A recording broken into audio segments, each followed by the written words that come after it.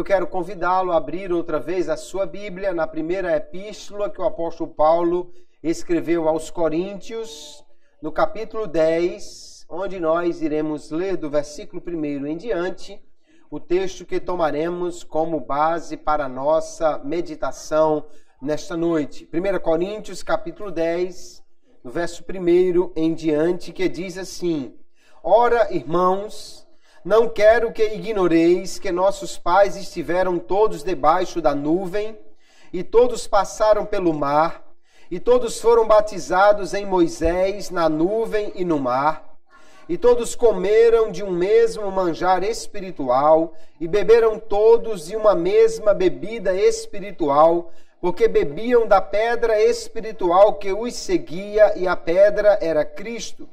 Mas Deus não se agradou da maior parte deles, pelo que foram prostrados no deserto.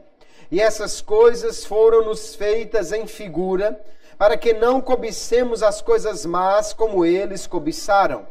Não vos façais, pois, idólatras como alguns deles. Conforme está escrito, o povo assentou-se a comer e a beber, e levantou-se para folgar. E não nos prostituamos como alguns deles fizeram, e caíram num dia 23.000. E não tentemos a Cristo como alguns deles também tentaram e pereceram pelas serpentes. E não murmureis como também alguns deles murmuraram e pereceram pelo destruidor. Ora, tudo isso lhes sobreveio como figuras e estão escritas para aviso nosso, para quem já são chegados os fins dos séculos. Aquele, pois, que cuida está em pé, olhe que não caia. Não veio sobre vós tentação, senão humana, mas fiel é Deus, que vos não deixará tentar acima do que podeis. Antes, com a tentação, dará também o escape, para que a possais suportar. Amém. Graças a Deus por sua palavra. Aqui nós temos, queridos, esse texto que está na epístola que Paulo escreveu à igreja na cidade de Corinto. Aqui há uma igreja que tem uma série de problemas que vão ser consertados, pela orientação do apóstolo Paulo. E aí nós vamos encontrar aqui, então, uma instrução que não somente era para aquela igreja, mas que também é para nós, para todas as igrejas. É um aviso de Paulo para a igreja que precisa prestar atenção a o que a história nos ensina. Com a história nós podemos aprender. E nesta noite vamos aprender com esse texto, com o tema Cuidado com a autoconfiança. É um aviso que Paulo tem para nós. Como lemos aqui, a epístola foi dirigida à igreja que está na cidade de Corinto. Essa foi uma das igrejas que Paulo fundou. É uma igreja que cresceu bastante, uma igreja que tinha muitos dons, que tinha uma certa projeção naquela região. Porém, surgiram diversos problemas na igreja em Corinto e Paulo escreveu essa primeira epístola para corrigir alguns desses erros, desses problemas que existiam naquela igreja. Parece que a igreja em Corinto, exatamente por ser uma igreja já grande, e uma igreja que Paulo diz que tinha muitos dons, uma igreja também que tinha recursos, parece que esta igreja começou a ficar um tanto segura demais, autoconfiante ao extremo.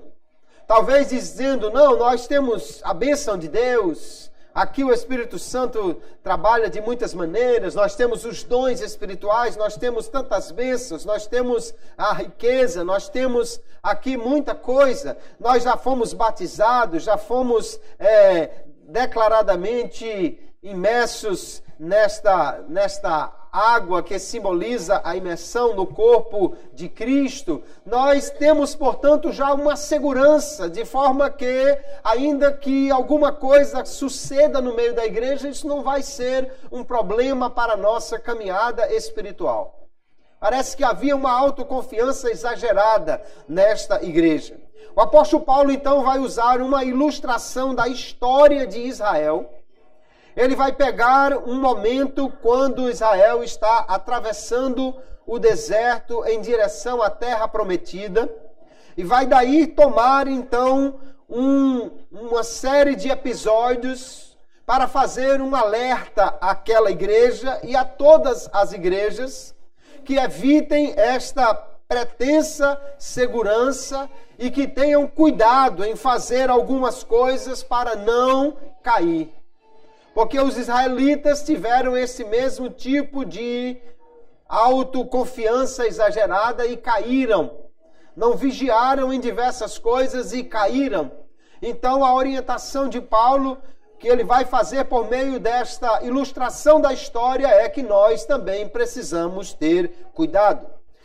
Ao olharmos para esta história de Israel, podemos aprender com eles naquilo que eles falharam em entrar no descanso de Deus, na terra prometida, de maneira que nós possamos evitar cometer os mesmos erros.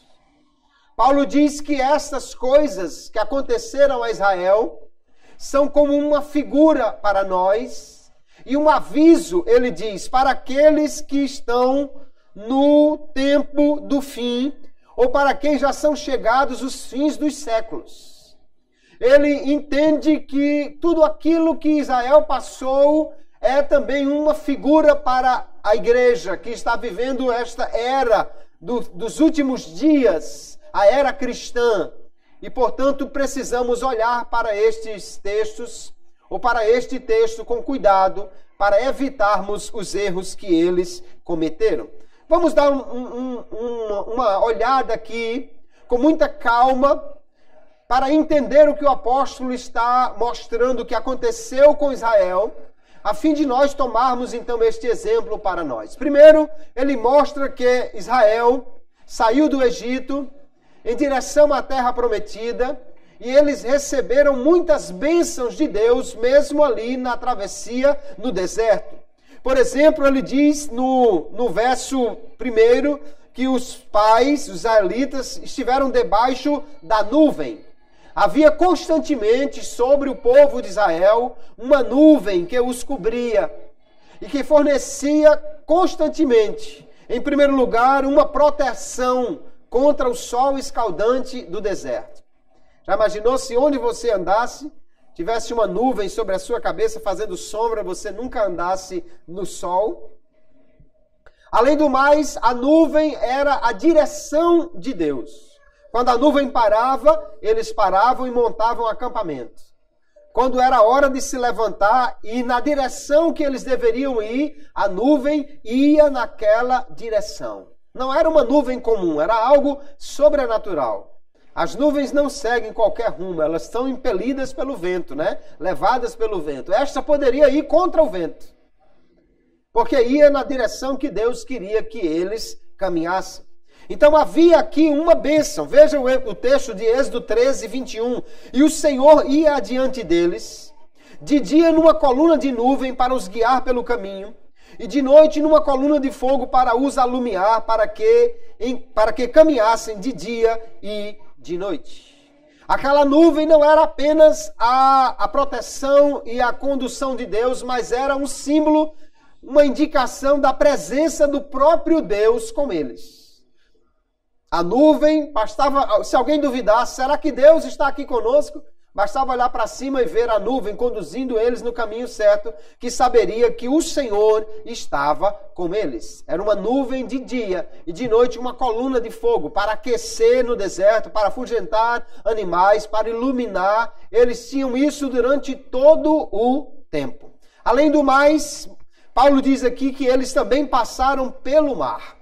A travessia do Mar Vermelho foi um grande livramento do inimigo.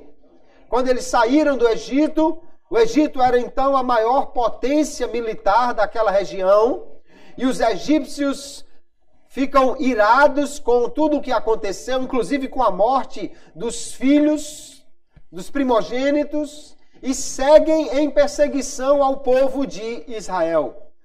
Você imagina o que é ter um enorme exército vindo em seu encalço, irado, porque praticamente todo mundo daquele exército tinha perdido um filho por causa daquele povo que estava adiante deles. E um povo que estava desprotegido, uma massa de escravos que saiu do Egito sem ter armas. Lá veio o exército contra eles. Além do mais, os encontrou num ponto onde não tinha para onde fugir. Montanhas dos lados e o mar adiante deles. Porém, Deus abriu o mar, fez com que eles passassem a pé enxuto e depois fechou o mar, matando os seus inimigos. Olha o texto de Êxodo, capítulo 14, verso 21. Então Moisés estendeu a sua mão sobre o mar e o Senhor fez retirar o mar por um forte vento oriental toda aquela noite. E o mar tornou-se em seco e as águas foram partidas. E os filhos de Israel entraram pelo meio do mar em seco, e as águas lhes foram como um muro à sua direita e à sua esquerda. Já imaginou se você quisesse atravessar daqui para o outro lado, lá para Pratagil, e de repente Deus fizesse soprar um vento, abrisse o caminho, você passasse a pé enxuto, sem nenhum problema, sem depender de barcos, sem balançar por causa do vento ou das ondas. Assim aconteceu com o povo de Israel, só que isso foi um livramento do inimigo. Eles passaram, o anjo do Senhor ficou detendo os inimigos. Quando eles chegaram do outro lado, que os inimigos estavam no meio do mar, Deus fechou o mar e matou todos os seus inimigos. Paulo vai dizer que eles foram batizados na nuvem, no mar e em Moisés. O que ele está querendo dizer é que eles foram identificados debaixo da liderança de Moisés. E como um povo de Deus, ao estar sendo guiados pela nuvem e ao atravessarem aquele mar. Assim como em Cristo, os cristãos também são identificados sob a sua liderança, como eles sendo o cabeça do corpo quando eles são batizados. Havia uma semelhança então aí. O povo de Israel estava sob a liderança de Moisés, que representava Deus para eles. Os cristãos estão sob a liderança de Cristo, que é Deus que pagou por eles para comprá-los com o seu sangue. O povo de Israel estava então debaixo de bênção. Ainda Paulo diz que todos eles comeram de um manjar espiritual que era o maná. O que era maná? Era uma espécie de uma semente que todas as noites chovia. Aquela semente ou caía como orvalho e eles colhiam. E daquela semente eles faziam uma massa que podia fazer bolos, pães e qualquer coisa mais. Eu imagino que os cozinheiros de Israel se tornaram experts em comida de maná, porque 40 anos comendo a mesma coisa, daqui a pouco eu acho que eles estavam fazendo rosquinha de maná, o macarrão de maná, arroz de maná, tudo de maná, era um alimento sobrenatural. Diz o texto de Êxodo 16, quando ele começou a cair. E alçando-se o orvalho caído, eis que sobre a face do deserto estava uma coisa miúda, redonda, miúda como a geada sobre a terra. E vendo os filhos de Israel, disseram uns aos outros, que é isto? Daí onde vem a palavra maná, que em hebraico significa exatamente essa expressão. Que é isto? Porque não sabiam o que era. Disse-lhes, pois, Moisés, este é o pão que o Senhor vos deu para comer. Eles não precisavam plantar, não precisavam ir a uma padaria para comprar pão, nem para comprar farinha. Todos os dias, o sujeito bastava passar a cuia do lado de fora da tenda e recolher a quantidade para se alimentar. Durante todo o tempo que eles estiveram no deserto, Deus, todos os dias, lhes dava este alimento. E segundo o cálculo de alguns estudiosos, a quantidade que era colhida, sem falar do que se perdia. A quantidade que era colhida equivalia diariamente a algo em torno de 200 caminhões de maná que era colhido todo dia. Na sexta-feira era colhido o dobro, porque no sábado não caía maná. Tinha que colher na sexta-feira o suficiente para 2 dias. Deus deu a eles esta bênção todo dia.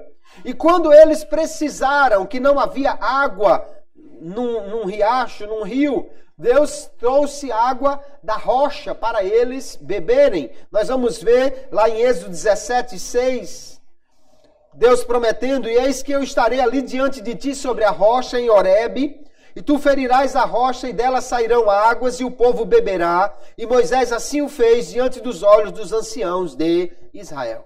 O povo chegou num lugar onde não tinha água, começaram a murmurar: e será que Deus está entre nós ou não? Não tem água aqui. Moisés vai e tira a água da rocha e eles bebem aquela água. Deus então durante 40 anos cuidou deles. Paulo diz até que esta pedra de onde saía a água era uma representação de Cristo. Ele fala então de Cristo, como pré-existente antes do seu nascimento por meio de Maria, que já estava ali cuidando do povo de Israel. Aqui então nós vamos ver um povo que foi muito abençoado. Eles tinham a presença de Deus na nuvem, na coluna, eles foram libertos dos seus inimigos no mar, eles tinham diariamente a comida, eles tinham a água quando eles precisaram.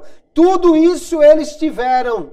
Mas, apesar de todas essas bênçãos, Paulo vai dizer que Deus não se agradou da maior parte deles, porque de todo aquele povo, apenas 2, Josué e Calebe, acreditaram que Deus poderia de fato lhes fazer entrar na terra prometida. Como alguém pode duvidar se Deus está ali ou não, se tem uma nuvem acompanhando, se há uma coluna de fogo de noite, algo sobrenatural? Como pode se duvidar que Deus poderia fazer aquilo se Deus já havia destruído o maior exército da época no Mar Vermelho, quando abriu e fechou sobre aquela ameaça? No entanto, aquele povo duvidou de Deus. Olha o texto de Números 14, verso 27, Deus falando com Moisés: até quando sofrerei esta má congregação que murmura contra mim? Tenho ouvido as murmurações dos filhos de Israel, com que murmuram contra mim. Diz-lhes: assim como eu vivo, diz o Senhor, que como falaste aos meus ouvidos, assim farei a vós outros. Neste deserto cairá o vosso cadáver, como também todos os que de vós foram contados, segundo toda a vossa conta de 20 anos para cima. Os que dentre vós contra mim murmurastes, não entrareis na terra pela qual levantei a minha mão, que vos faria habitar nela, salvo Calebe, filho de Jefoné, e Josué, filho de Num. Todo aquele povo, então, murmurou, duvidou, foi incrédulo, e Deus disse: vocês vão ser espalhados pelo deserto.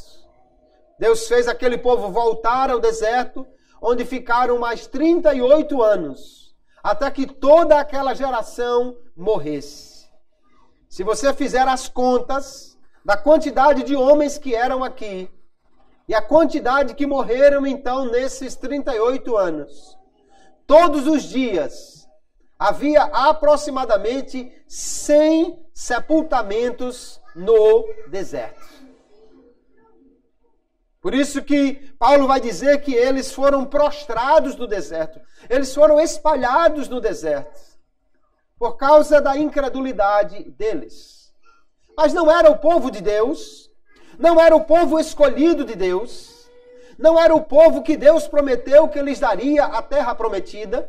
Deus não estava com eles e não mostrou isso de diversas maneiras.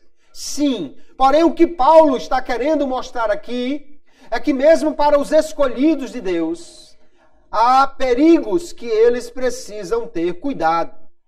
Há erros que eles precisam evitar. Os escolhidos, os crentes, não estão livres de perigos na sua caminhada e precisam, portanto, estar atentos. Não é o fato de ser escolhido de Deus, de ser crente, que Agora posso andar de qualquer jeito, agora eu posso caminhar sem me preocupar com nada, agora eu não preciso ter problema, ainda que eu me envolva com isso ou com aquilo, ou pratique isso ou aquilo, ou tenha esta ou aquela outra atitude, não há problema porque eu sou escolhido de Deus. Paulo está dizendo alto lá.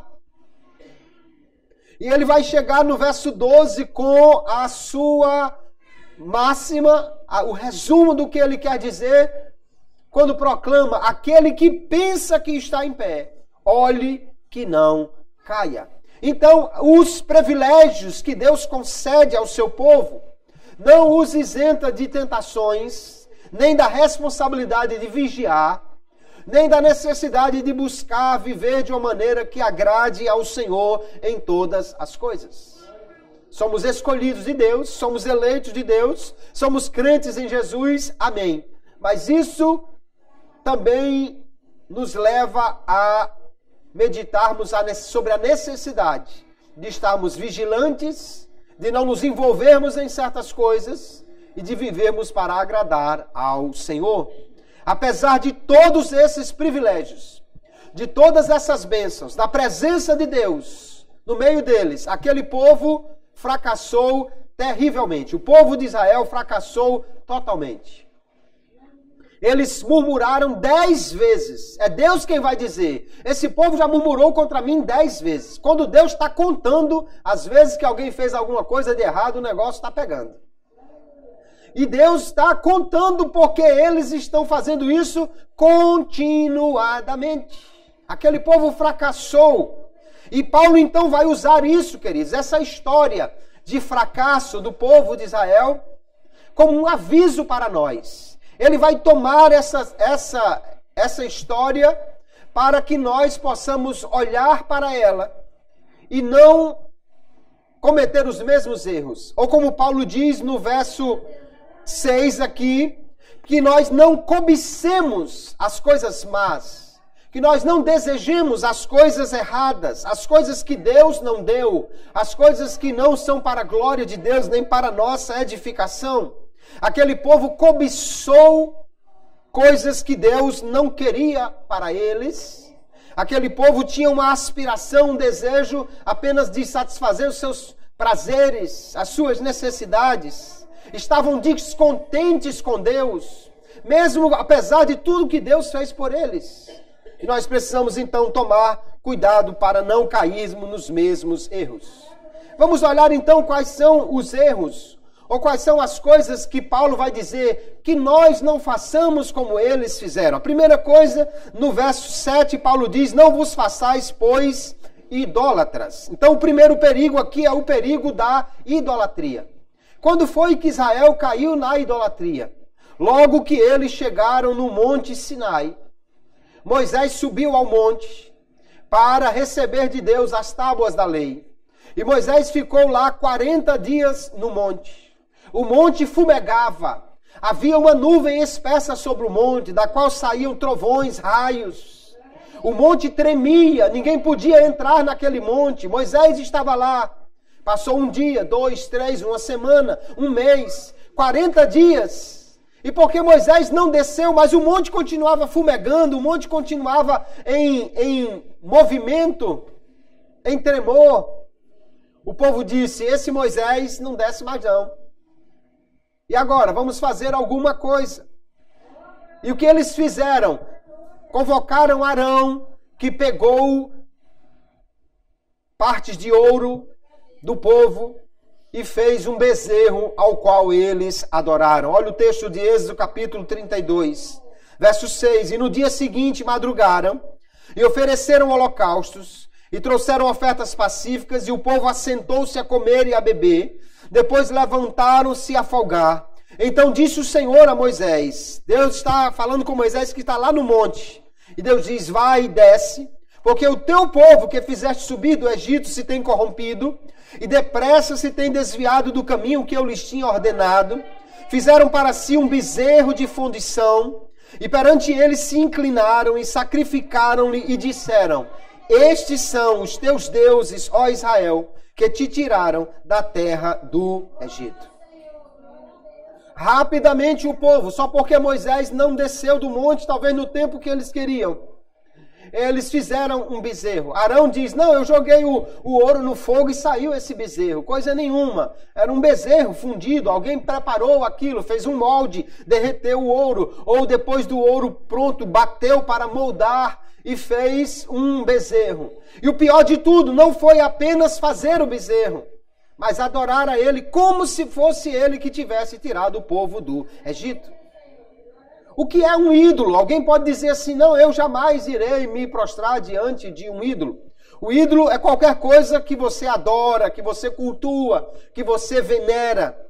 O Deus de alguém não precisa ser uma figura humana, uma estátua, um desenho de um animal, mas qualquer coisa a que se dedica tempo, energia, que dedica o seu pensamento, as suas emoções, alguma coisa que você confia, ou alguma coisa que você preza acima de qualquer coisa, alguma coisa que você vai tomar como sendo a coisa principal da sua vida, isso é um ídolo.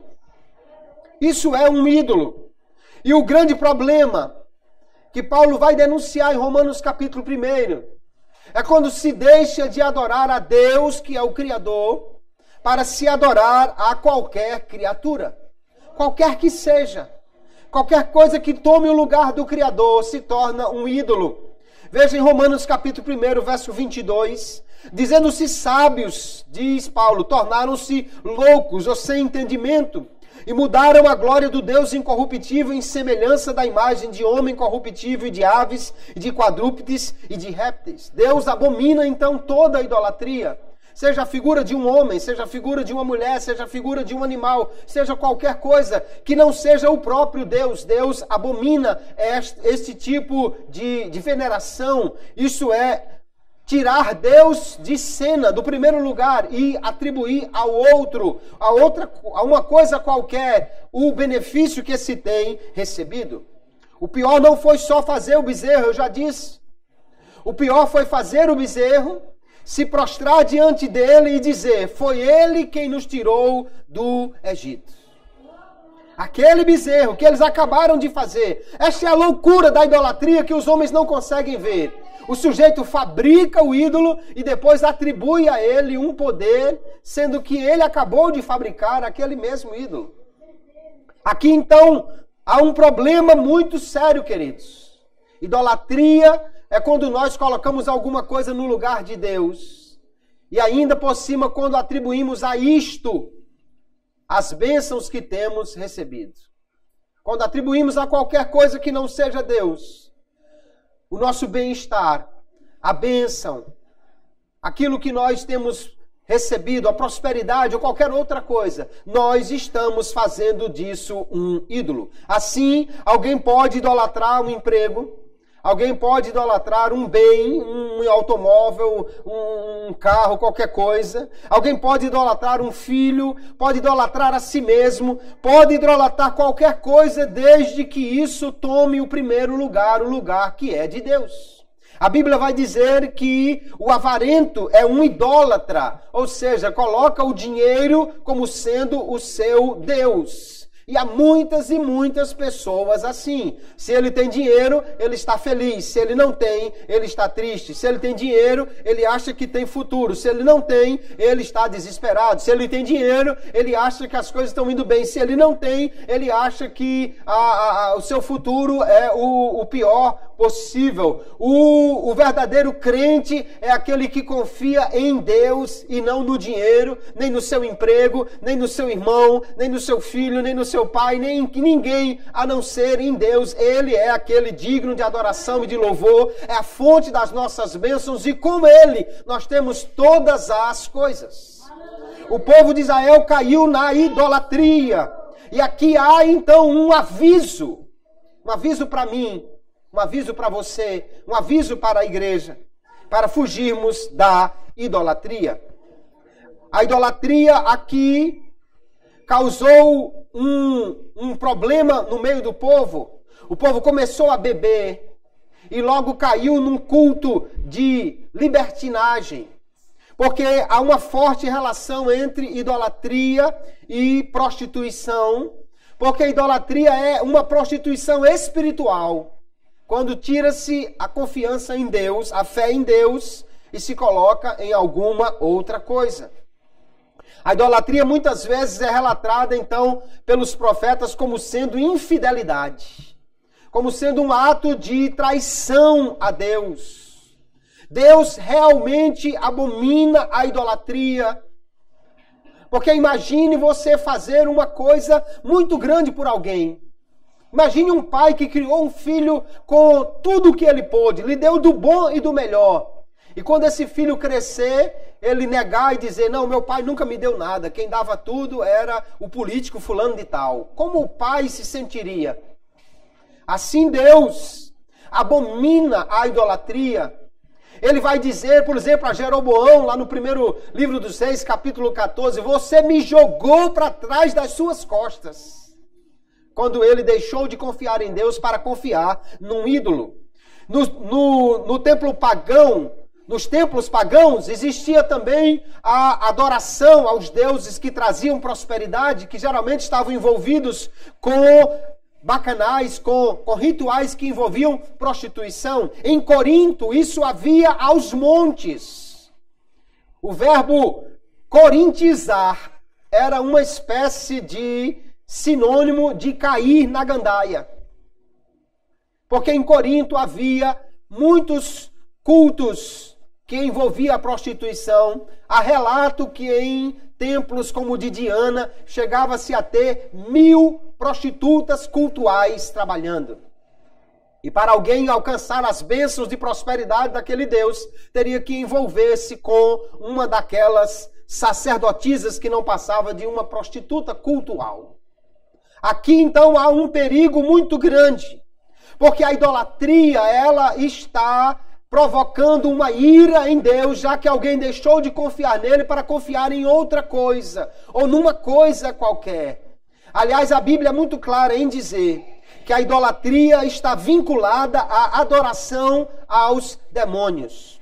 O apóstolo Paulo, no mesmo capítulo 10 aqui de Coríntios, de 1 Coríntios, no verso 19, ele vai dizer, mas que digo? Que o ídolo é alguma coisa? Ou que o sacrificado ao ídolo é alguma coisa? Antes digo que as coisas que os gentios sacrificam, as sacrificam aos demônios e não a Deus. E não quero que sejais participantes com os demônios. Porque a idolatria está vinculada aos demônios. Porque eles têm o maior interesse que alguém deixe de confiar em Deus para confiar em outra coisa qualquer. Porque eles têm todo o interesse de desviar a fé do homem de Deus para outra coisa. Olha Apocalipse capítulo 9, verso 20. Também ali vai dizer, e os outros homens que não foram mortos por estas pragas, não se arrependeram das obras de suas mãos, para não adorarem os demônios, e os ídolos de ouro, de prata, de bronze, de pedra e de madeira, que não podem ver, nem ouvir, nem andar. Os ídolos mudos, os ídolos que não podem fazer nada por ninguém. Mas esses ídolos, a Bíblia vai dar testemunho em muitos textos, como se pode ver aqui, de que na realidade aquele que adora os ídolos está prestando culto aos demônios. Eles são os maiores interessados em fazer com que a idolatria seja promovida. Então o primeiro grande perigo que o apóstolo Paulo diz para o povo, a igreja, olhando para a história de Israel, é cuidado que não se façam vocês idólatras. Ou seja, não coloque nenhuma outra coisa no lugar de Deus. Não atribua suas bênçãos a outro que não seja Deus. Não deixe que nada tome a proeminência, o primeiro lugar na sua vida. Este é o primeiro perigo. Mas havia também um outro perigo que está já, nós vimos associado aqui a este perigo da idolatria, que é o perigo da libertinagem. Ele diz que, no verso 8, e não nos prostituamos, como alguns deles fizeram. O termo traduzido aqui na Revista Corrigida de Almeida por prostituir seria, na realidade, um termo usado para a depravação sexual de qualquer maneira. Não apenas a prostituição em si, mas todo tipo de deturpação sexual. O povo saindo do Egito, em mais de uma vez, se entregaram à libertinagem, à luxúria, quando eles passaram por um determinado lugar onde Balaão, o profeta, tenta amaldiçoá-los e não consegue. Eles vão ser orientados por Balaão e vão se envolver com práticas sexuais imorais, exatamente nos rituais de fertilidade daqueles deuses pagãos. Olha o texto de Números, capítulo 25. Israel deteve-se em Sitim e o povo começou a prostituir-se com as filhas dos moabitas. Estas convidaram o povo aos sacrifícios de seus deuses. E o povo comeu e inclinou-se aos seus deuses. Juntando-se, pois, Israel a Baal-Peor, a ira do Senhor se acendeu contra Israel. A idolatria associada aqui à libertinagem sexual fez com que a ira de Deus se levantasse contra Israel. Adorar aqueles ídolos era fazer do prazer a coisa mais importante no intuito de alcançar uma bênção, de alcançar alguma coisa a que eles pudessem depois atribuir àqueles deuses essa prosperidade. O perigo está exatamente, queridos irmãos, quando alguém, até mesmo sendo crente, na tentativa de obter alguma coisa que talvez Deus não lhe deu, ele pratica esse tipo de imoralidade ou abre concessões nesta área por causa de algo que ele queira receber. A prostituição, então, envolve infidelidade. Como já vimos, idolatria é prostituição espiritual. E a prostituição, a depravação sexual, ela leva o homem, então, a esta infidelidade, assim como no âmbito espiritual, há pessoas que querem adorar a dois deuses. Mas Jesus avisou no Sermão do Monte, Mateus capítulo 6 e verso 24, que ninguém pode adorar a dois deuses, nem pode ter dois senhores, porque há de amar um e não fazer o mesmo com o outro. Há pessoas que querem ter uma dupla religião. Um dia vão para um lugar, outro dia vão para outro lugar. Um dia supostamente estão adorando a Deus, no outro dia estão fazendo algo que desagrada a Ele. Isso não é possível. Deus não se agrada dessas coisas. Deus, Ele quer ser o nosso Deus, mas o único Deus, o único Senhor. Ninguém pode adorar a Deus e a qualquer outro Deus, a qualquer outra coisa. A imoralidade sexual é uma tentação que está presente em todas as sociedades. Em Israel, lá no deserto, na cidade de Corinto, estava cheia desse tipo de coisa. E no nosso tempo também há este perigo para nós. É o perigo de atender aos prazeres. Vivemos hoje numa época terrível, onde a pornografia está ao acesso de qualquer um que tenha um celular e possa acessar a internet.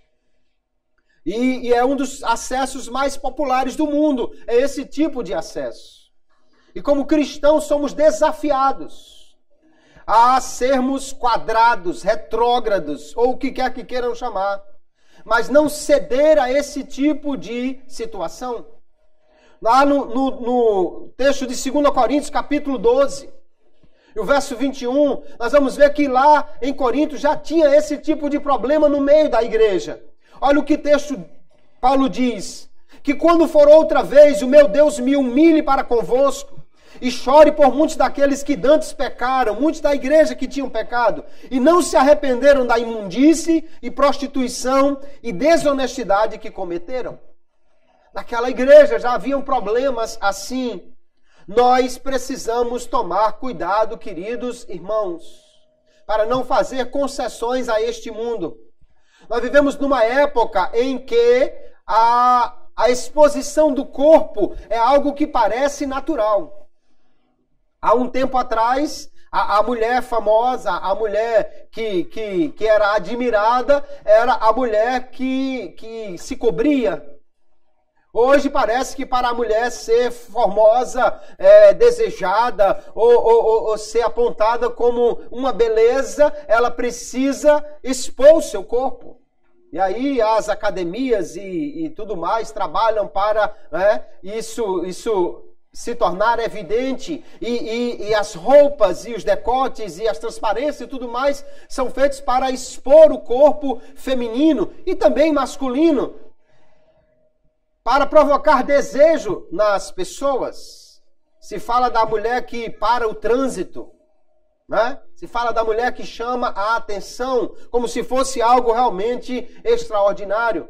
Mas o que nós aprendemos aqui é que quando a felicidade do homem, quando o prazer do homem se torna o objetivo da sua vida, ele vai viver na realidade para agradar ao inimigo e não a Deus. Havia esse problema já no deserto e na cidade de Corinto, e Paulo avisa também para nós que vivemos no tempo do fim. Cuidado com esta área da deturpação, da imoralidade, da deturpação sexual, porque é algo muito sério que pode afastar alguém, mesmo um escolhido, daquilo que é o projeto de Deus para a sua vida. Ainda há outro perigo que Paulo vai alertar o povo. Ele diz no verso 9, não tentemos a Cristo, como alguns deles também tentaram e pereceram pelas serpentes. Tentar a Deus é colocar a bondade de Deus à prova. É duvidar da benignidade de Deus. É desafiar a Deus com rebeldia, com pecado. Olha o texto de Números capítulo 14. Diz assim, porém, tão certamente como eu vivo, e como a glória do Senhor encherá toda a terra, todos os homens que viram a minha glória, os meus sinais que fiz no Egito e no deserto, e me tentaram estas 10 vezes e não obedeceram a minha voz, não verão a terra de que a seus pais jurei, e até nenhum deles que me provocaram a verá. Eles provocam a Deus por quê? Olha, meu irmão, se alguém tivesse dúvida se Deus estava ali, bastava botar a cabeça para fora da tenda e olhar para cima, a nuvem estava lá. Se fosse de noite, bastava dar uma brechadinha para ver se a coluna de fogo estava lá. Deus estava trazendo todo dia comida para eles. Deus estava todo dia guardando aquele povo. E ainda eles duvidam se Deus está cuidando deles. No episódio que Moisés tira a água da rocha, eles perguntam exatamente, Deus está no meio de nós ou não? No outro episódio, eles dizem, estou com saudade da comida do Egito. Eles estão descontentes com o que Deus lhes dá e estão tentando a Deus. Estão colocando a bondade de Deus à prova. Tentar a Deus é quando nós queremos que Deus faça o que nós queremos. E muitas vezes, até mesmo alguém, em nome da sua fé, quer forçar Deus a fazer a sua vontade. Quando na realidade a nossa fé deve levar-nos a fazer a vontade de Deus. E não o contrário. Tentar Deus é tentar que Deus faça o que eu quero. Quando eu deveria me forçar a fazer o que Ele quer. Isso é o que realmente nós devemos fazer. Não havia como duvidar da presença de Deus ali. Mas mesmo assim, com a coluna de fogo, com a nuvem, com o maná, eles duvidaram se Deus estava cuidando deles ou não. Olha o texto de Êxodo capítulo 17. E chamou o nome daquele lugar Massá e Meribá, que é contenda ou confusão, por causa da contenda dos filhos de Israel e porque tentaram ao Senhor dizendo, está o Senhor no meio de nós ou não? Olha que ousadia. Porque eles não tinham talvez o que eles estavam querendo, porque lhes faltou alguma pequena coisa no meio de tantas bênçãos e da presença marcante de Deus, eles perguntaram, será que Deus está comigo? Só porque faltou alguma coisa, nós duvidamos que Deus está cuidando de nós? Nós duvidamos da bênção de Deus? O que a Bíblia nos mostra, queridos irmãos, é que nós devemos nos contentar com o que Deus nos dá. 1 Timóteo capítulo 6, o verso 8, Paulo diz, tendo porém sustento e com que nos cobrirmos, estejamos com isso contentes. Hebreus capítulo 13, o verso 5, ele diz, sejam vossos costumes sem avareza, sem apego à riqueza, contentando-vos com o que tendes, porque ele disse, não te deixarei, nem te desampararei. O povo estava insatisfeito com o que Deus havia lhe dado. Será que o que Deus nos deu não é o bastante, amados irmãos? Será que nós temos mais espaço para a murmuração, mas espaço para duvidar de Deus, do que espaço para agradecer diante das bênçãos que Ele tem nos dado? Será que podemos fazer uma lista das bênçãos que já recebemos e agradecer por elas, em vez de ficar olhando para aquelas que ainda não chegaram em nossas mãos? Tentar a Deus é algo que nós temos que ter o cuidado para não fazer. Quando é que nós tentamos a Deus? Jesus também foi impulsionado pelo diabo para fazer esse tipo de coisa. Levar Deus a fazer alguma coisa forçado porque você quer. Nós tentamos a Deus dessa maneira. Quando nós, por exemplo, compramos o que não podemos pagar e depois queremos que Ele pague. Você já viu alguém dizer: Deus, agora o Senhor vai ter que fazer isso porque eu confiei, eu comprei no cartão, eu fiz isso e aquilo? Será que perguntou se podia? E na realidade, queridos irmãos, há uma diferença enorme entre aquilo que Deus promete e você faz por fé e aquilo que você faz porque está querendo e depois quer que Deus aprove. Nós tentamos a Deus quando nos comprometemos com alguma coisa sem buscar a vontade dele e depois queremos que ele nos honre. Como Saul que desobedeceu a Deus e depois queria que Samuel o honrasse, porque ele tinha se metido numa enrascada sem fazer o que agradava a Deus. Deus não tem compromisso de honrar alguém que está em desobediência. Nós tentamos a Deus quando forçamos a porta, quando queremos que alguma coisa aconteça, quando queremos que alguém nos abra uma porta, até mesmo na igreja, num cargo ou qualquer coisa. Queremos que Deus haja como se Ele fosse o responsável por aquilo, quando nós aqui estamos tentando abrir a porta. Tentamos a Deus quando nós tomamos uma decisão e queremos que Deus aprove a nossa escolha, embora não tenhamos buscado a sua orientação para nós. O povo não estava preocupado qual era a vontade de Deus. Eles estavam preocupados qual era a vontade deles. E porque essa vontade não estava plenamente satisfeita, eles duvidam da bondade, do cuidado de Deus. Isso é tentar ao Senhor. E Paulo está dizendo à igreja: cuidado para não tentar a Deus como aquele povo fez. Deus mandou as serpentes no deserto, depois para livrá-los, mandou que Moisés erguesse uma haste e colocasse uma serpente de bronze para provar a fé do povo. Aquele que duvidou da bondade de Deus, agora podia exercer a sua fé e ver essa bondade em ação, sendo curado do veneno da cobra apenas olhando para a que estava pendurada na haste. Deus tem cuidado de nós, mas temos que ter cuidado para não tentar a Deus. E ainda, e por último, ele diz: e não murmureis, como alguns deles murmuraram. O que é a murmuração, queridos? A murmuração é a irmã da descrença, da incredulidade.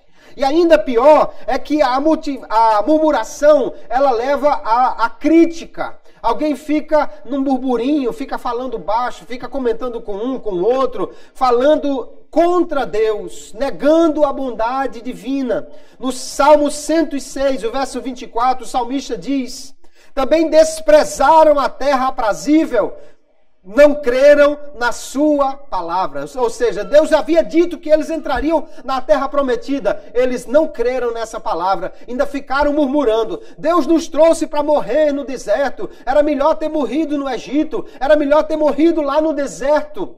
E ainda continua o salmista: antes murmuraram em suas tendas e não deram ouvidos à voz do Senhor, pelo que levantou a mão contra eles, afirmando que os faria cair no deserto, que humilharia também a sua descendência entre as nações e os espalharia pelas terras. Deus havia prometido que lhes daria a terra prometida. Eles duvidaram. E por essa incredulidade, eles murmuraram contra Deus. Números 14. Diz o texto, verso 1: então levantou-se toda a congregação, E alçaram a sua voz, e o povo chorou naquela mesma noite. Todos os filhos de Israel murmuraram contra Moisés e contra Arão, e toda a congregação lhe disse: ah, se morrêramos na terra do Egito, ou ah, se morrêramos neste deserto, e por que nos traz o Senhor a esta terra para cairmos à espada, e para que nossas mulheres e nossas crianças sejam por presa? Não nos seria melhor voltarmos ao Egito? Por que esse chororô todo aqui? Porque os espias voltaram e disseram: tem gigantes na terra, as cidades são muradas. Mas o que é um gigante? O que é uma cidade murada para um Deus que pode abrir o mar? O que é um gigante ou uma cidade murada para um Deus que pode todo dia, durante 40 anos, mandar 200 caminhões de comida no deserto?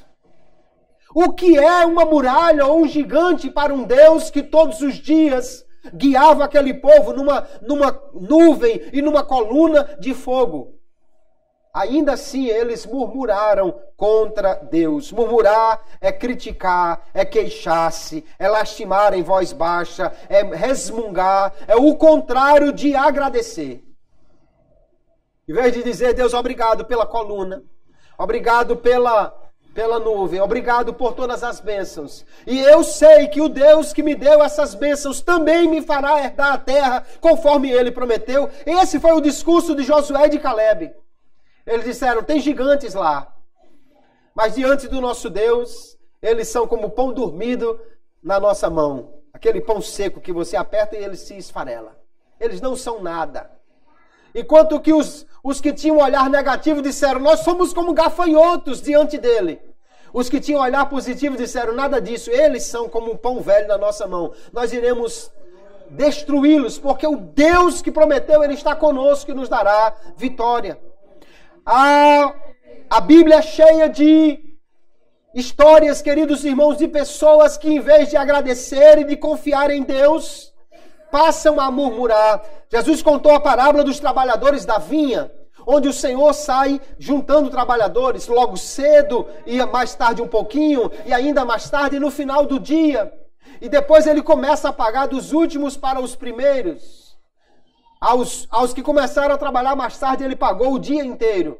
Os que tinham sido contratados para ganhar um salário de um dia, acharam que iam receber mais. E porque receberam aquilo que eles mereciam, eles murmuraram contra o seu Senhor.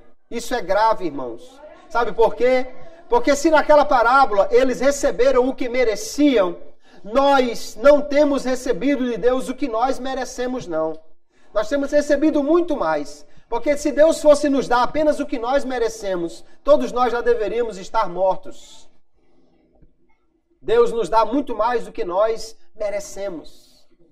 E ainda assim, em vez de agradecer, murmuramos.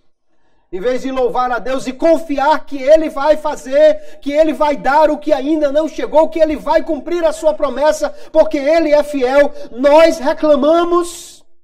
O irmão do filho pródigo é outro exemplo, que tinha tudo, o pai já tinha repartido a terra entre os dois filhos. Então tudo que estava ali era dele, a porção do outro ele já tinha levado embora. E ele reclama do pai dizendo: o senhor nunca me deu um cabrito, o senhor nunca me deu nada, eu nunca desobedeci, ou seja, eu mereço e o senhor não me deu. E o pai lhe diz: filho, tudo o que eu tenho é teu. Ele só precisava ter pedido. Ele só precisava ter tomado posse daquilo que já era dele. E ele está murmurando, reclamando. Nós somos alertados pelo apóstolo: não murmureis.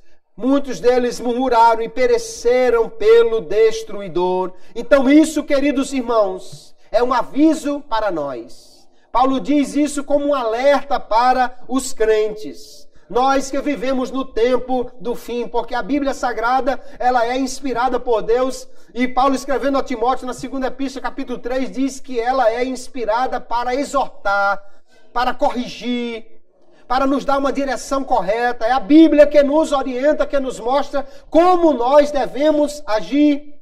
As consequências horríveis da desobediência, a palavra de Deus nos alerta contra isso. Aquele povo de Israel, eles foram excessivamente confiantes.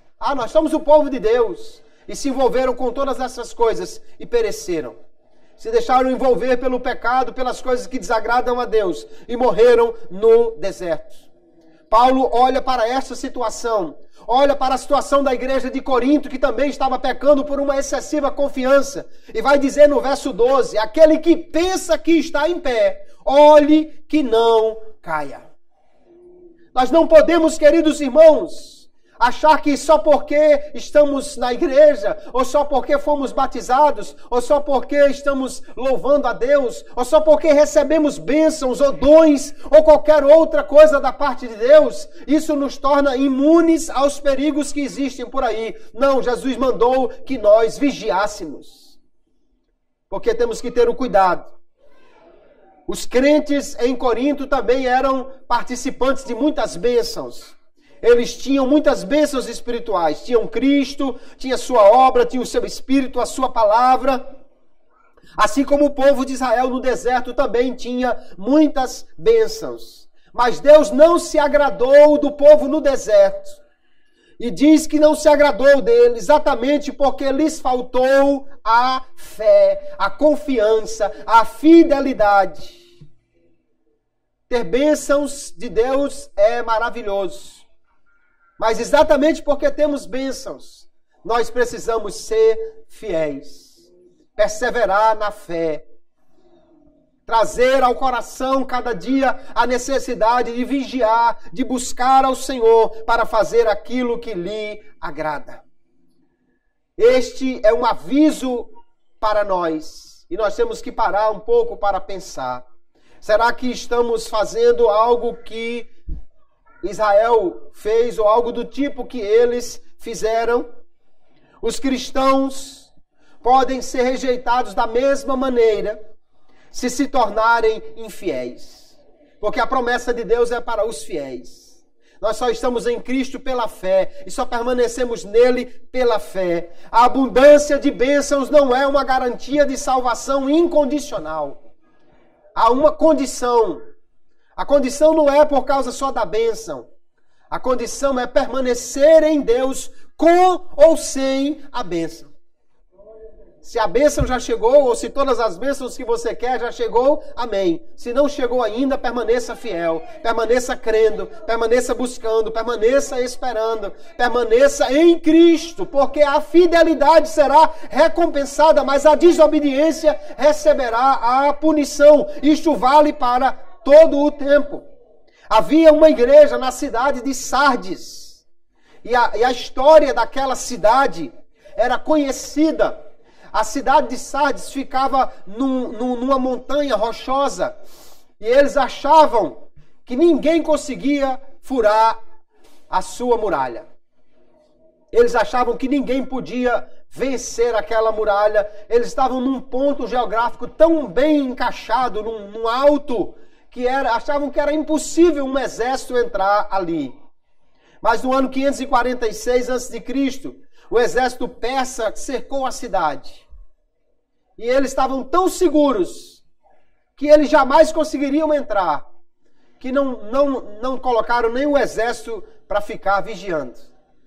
Só que teve um soldado persa que prestou atenção que uma pessoa da cidade descia e levava as cabras lá embaixo.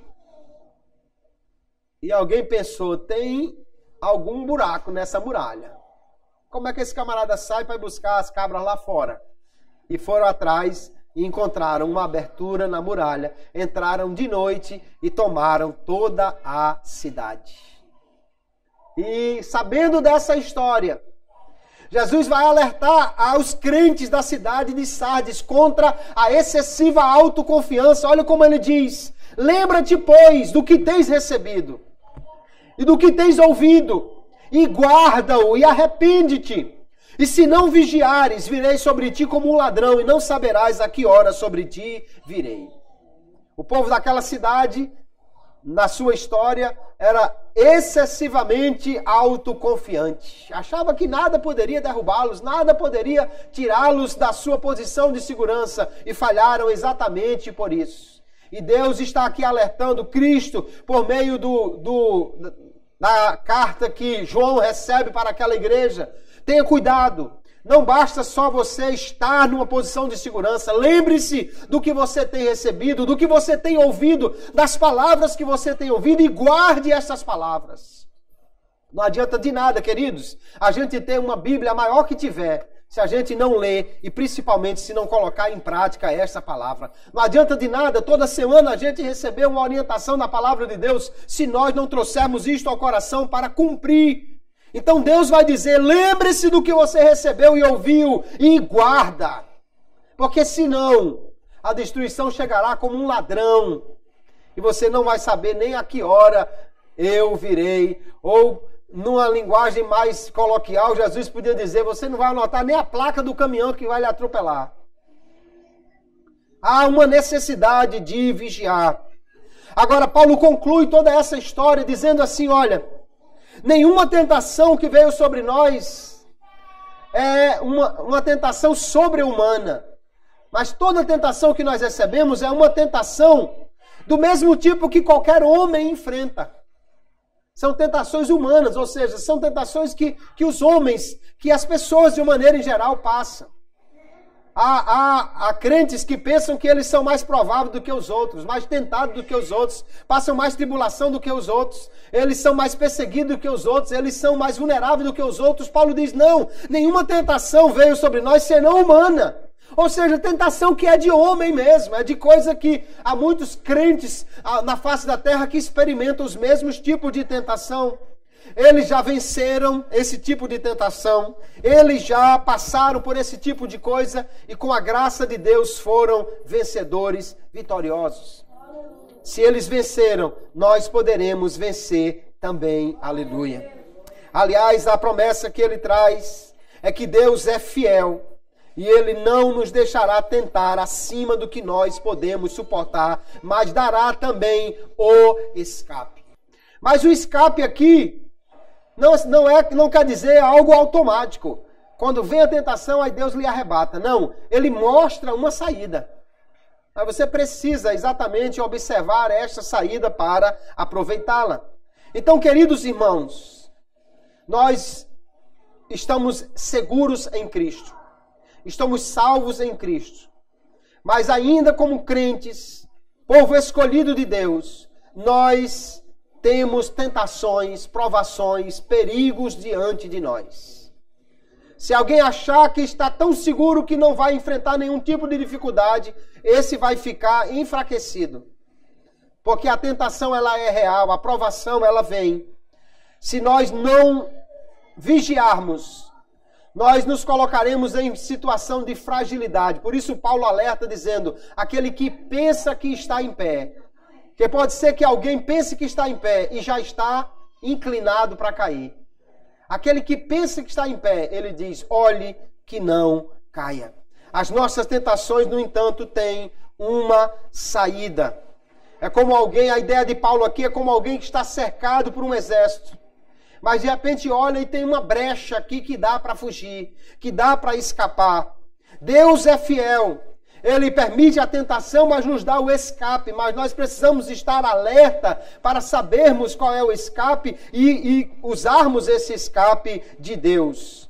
A fidelidade, no entanto, ela é necessária. É preciso perseverar, é preciso vigiar, é preciso estar em Cristo. E ela é possível. Hebreus capítulo 2, verso 1 nos adverte também. Portanto, convém-nos atentar com mais diligência para as coisas que já temos ouvido, para que em tempo algum nos desviemos delas. É preciso guardar esta palavra e com a graça de Deus, com a disciplina, com o domínio próprio, como já temos aprendido aqui, vencer o mundo, a carne e o diabo, estar de pé diante de Deus, vigiando e tomando cuidado para não fazer essas coisas que desagradam a Deus. Vamos vigiar o coração e cada dia procurar saber como está o nosso caminho diante de Deus, como está a nossa alma diante das bênçãos que temos recebido ou que temos deixado de receber. E vamos continuar crendo na palavra de Deus e confiando nele, porque só assim receberemos a vitória no final. Amém, queridos? Que Deus nos abençoe em Cristo Jesus e que essa palavra esteja guardada em cada coração.